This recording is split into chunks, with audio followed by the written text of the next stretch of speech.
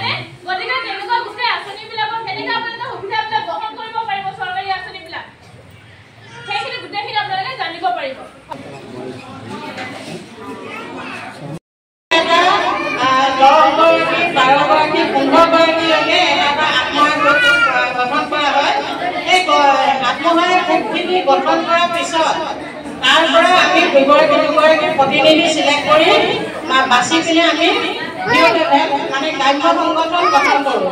গ্ৰাম্য সংগঠনৰ পৰা আমি দুগৰাকী বাছি আমি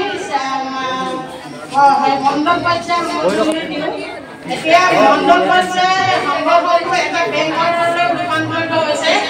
আমি যেতিয়া গোটবোৰক অনুদান হয় মানে লোনো দিওঁ, অনুদানো দিওঁ। আমাৰ প্ৰথমে গোটবোৰক 25,000 টকাকৈ সোমাইছিলে। ৰিভলিং ফাণ্ড বুলি কয়। ৰিভলিং ফাণ্ডৰ পিছত আমাৰ ষ্টাৰ্টআপ বছৰে টকা সোমাইছিলে ভিঅ'বোৰত। মানে মিটিং কৰিবলৈ পাতি কিনিবলৈ আমাৰ যিখন গোটৰ মিটিং হয়, মানে আত্মসহায়ক গোটৰ মিটিং হয়, আমাৰ সপ্তাহে পাতিব লাগে। কাৰণ এই গোটবোৰ হৈছে দুখীয়া মানুহৰ গোট। আমি এটা বৃহৎ পুঁজিলে আমি পৰিণত হৈছোঁ। কাৰণ কেলে আমাৰ এগৰাকী মহিলাই এমাহত 100 টকা থ'ব নোৱাৰিব পাৰে। মানুহৰ হাতত ইমান পইচা নাথাকিব, যিহেতু আমাৰ দুখীয়া গোট। সেইকাৰণে আমি কি কৰিছোঁ, এই 100 টকা যদি কোনোবাই 10 টকা 20 টকা এনেকৈ প্ৰত্যেক সপ্তাহত এনেকৈ কৈ আমি মাহত যিটো হয় সেইটো আমি বেংকত থওঁ। আৰু সেই বেংকত আমাৰ আত্মসহায়ক গোটৰ যিমানখিনি টকা পইচা জমা হয় তাৰে আমি গোটৰ মানুহক আমি লোন দিয়াৰ ব্যৱস্থা কৰোঁ। মানে এটকা গোটত বেলেগৰ বাহিৰৰ পৰা আপোনালোকে লোন ল'বলৈ ইচ্ছামতে বঢ়াই থাকে।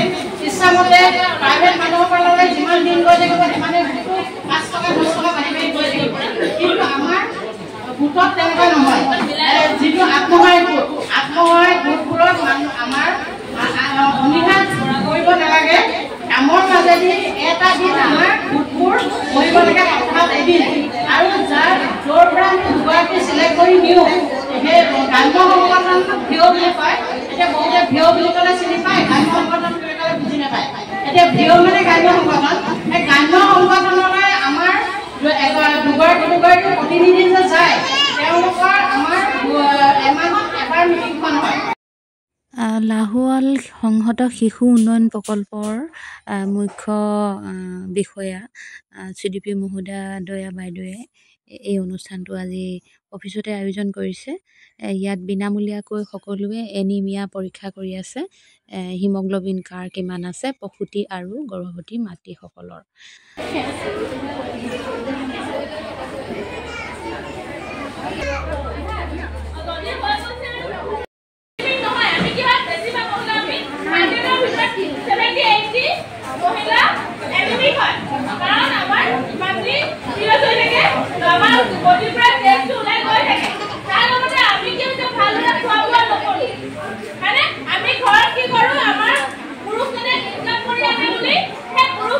বেছি ভালকে